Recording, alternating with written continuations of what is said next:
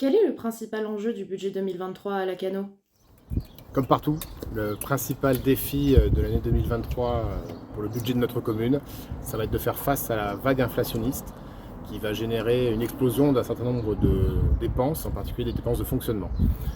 Si on ne fait rien, le risque c'est plus d'1 million d'euros de dégradation budgétaire par rapport au budget 2022. Quelles sont vos solutions pour faire face à cette difficulté? Par un plan d'action en 2 ans qui va permettre d'actionner plusieurs leviers budgétaires. Le premier, c'est notre plan de sobriété, en place depuis le mois de décembre. Il permet de consommer moins d'énergie et va nous permettre aussi d'aller vers des énergies décarbonées. Le deuxième, c'est notre politique parking, qui mettra un peu plus à contribution nos visiteurs de passage.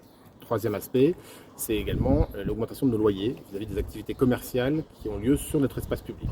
Et enfin, à partir de 2024, c'est la mise en place de la majoration de la taxe sur les résidences secondaires. Quels sont les résultats attendus de cette stratégie?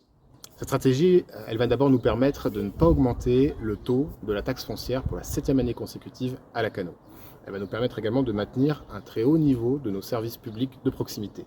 Elle nous permettra également de ne renoncer à aucun investissement structurant que nous avons prévu au plan pluriannuel d'investissement du mandat. Par exemple, en 2023, nous serons sur une année record avec plus de 14 millions d'euros d'investissement sur le simple budget principal. Et enfin, ces investissements ne seront pas financés en surendettant la commune, mais en utilisant nos fonds propres à plus de 67%. Et ça aussi, c'est un élément très important, surtout pour les générations futures.